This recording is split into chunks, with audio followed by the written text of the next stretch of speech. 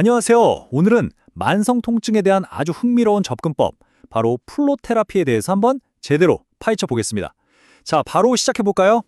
이 질문, 혹시 딱 내 얘기다 싶으신 분들 계시죠? 뭐 파스를 붙였다 떼도 약을 먹어봐도 지긋지긋하게 다시 돌아오는 그 통증 말이에요. 보통 우리가 아플 때 쓰는 방법들을 한번 생각해 보세요. 진통제나 스테로이드 주사 같은 것들이요. 이건 뭐랄까? 집에 불이 났는데 화재 경보기가 시끄럽다고 꺼버리는 거랑 비슷해요. 당장은 조용해지지만 불은 계속 타고 있죠. 프롤로테라피는 정반대입니다. 경보기를 끄는 게 아니라 불이 난 근본 원인을 찾아내서 아예 불을 꺼버리는 거죠. 즉, 약해진 조직 자체를 튼튼하게 만드는 데 집중하는 겁니다. 자, 그럼 프롤로테라피는 대체 뭐가 그렇게 다르다는 걸까요? 지금부터 그 핵심 아이디어를 같이 한번 들여다보시죠. 프롤로테라피의 핵심, 생각보다 정말 간단해요. 어떤 특별한 약물이나 큰 수술에 기대는 게 아니고요. 바로 내 몸 안에 이미 잠자고 있는 그 놀라운 자연치유 능력을 똑딱하고 스위치를 켜주는 거예요. 주사 한 방으로 우리 몸의 재생 공장을 다시 가동시키는 거죠. 자, 여기서 진짜 재밌는 부분이 바로 이 2단계 치유 반응이에요. 보통 우리는 염증이라고 하면 뭔가 나쁜 거, 피해야 할 거라고 생각하잖아요. 그런데 프롤로테라피는 바로 그 염증을 역으로 이용합니다. 일부러 고농도 포도당 같은 걸 주사해서 몸한테 여기 작은 상처가 났네? 하고 신호를 보내는 거예요. 그럼 우리 몸의 응급구조팀, 그러니까 치유세포랑 성장인자들이 출동하면서 그 부위로 달려와서 복구 작업을 시작하는 거죠. 어때요? 정말 기발하지 않나요? 그래서 주사를 맞고 나서 며칠 동안 좀 뻐근하고 욱신거릴 수 있는데 이거 절대 부작용이 아니에요. 오히려 내 몸이 드디어 일을 시작했구나 하는 아주 기분 좋은 신호, 일종의 치유통으로 생각하시면 됩니다. 우리 몸의 일꾼들이 열심히 공사 중이라는 뜻이니까요. 자, 여기서 중요한 점이 있어요. 프롤로테라피는 딱 한 번 주사 맞고 끝 하는 그런 치료가 아니에요. 오히려 튼튼한 집을 짓는 것처럼 차근차근 단계를 밟아나가는 하나의 여정이라고 보셔야 합니다. 그럼 지금부터 그 여정의 지도를 한번 펼쳐볼까요? 전체적인 그림을 보면 이렇습니다. 처음 6주 동안은 기초 다지기 단계로 집중적인 주사를 맞고요. 그 다음 6주는 리모델링 기간으로 우리 몸이 스스로 일할 시간을 주는 거죠. 그리고 12주 차에 중간 점검 겸 부스터샷으로 힘을 실어주고 그 후에는 꾸준한 유지 관리로 들어가는 아주 체계적인 로드맵이라고 할 수 있습니다. 좋습니다. 그럼 가장 중요한 첫 단계 6주간의 기초공사부터 한번 자세히 들여다볼까요? 말 그대로 치유를 위한 단단한 토대를 만드는 시간입니다. 네, 맞습니다. 딱 6주. 이 첫 번째 집중 치료 기간이 바로 6주 동안 이어집니다.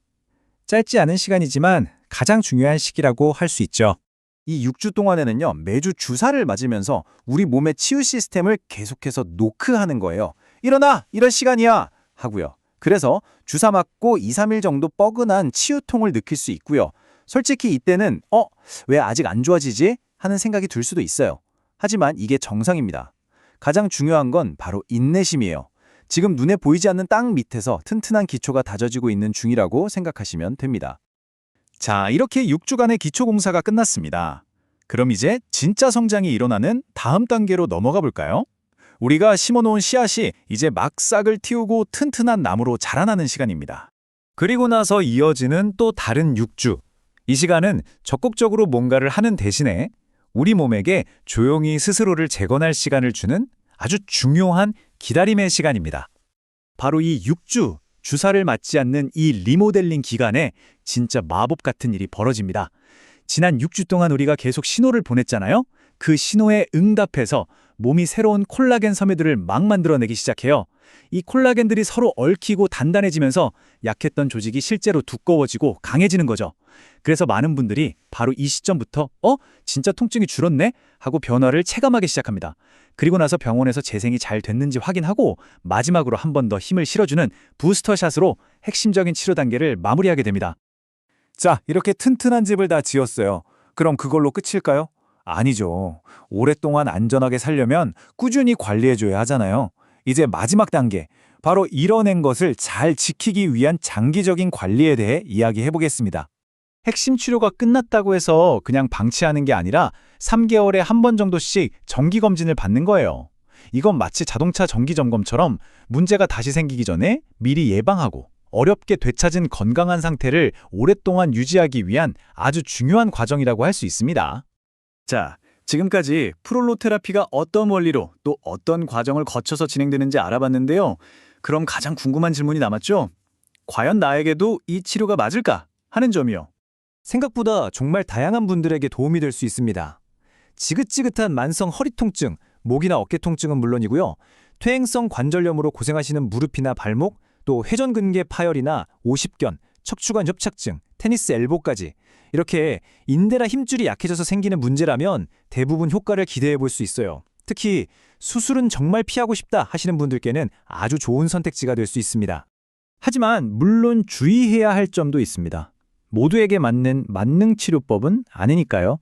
예를 들어 혈액을 묽게 하는 항응고제를 드시고 계시거나 급성 감염 혹은 활동성 류마티스 관절염처럼 전신에 염증이 있는 경우에는 신중해야 합니다. 이건 정말 중요한 부분이니까요. 나도 한번 해볼까 생각이 드신다면 반드시 꼭 전문의와 먼저 충분히 상담을 받아보셔야 합니다. 아시겠죠? 오늘 준비한 이야기는 여기까지입니다. 이 마지막 질문이 어쩌면 프롤로 테라피의 핵심을 가장 잘 보여주는 것 같아요. 우리가 늘 밖에서만 찾던 그 치유의 열쇠가 사실은 약병이 아니라 바로 내 몸 안에 이미 존재하고 있었다면 어떨까요? 통증을 이겨낼 진짜 힘은 결국 내 안에 있다는 이 생각, 한 번쯤 깊이 생각해 볼 만한 메시지인 것 같습니다.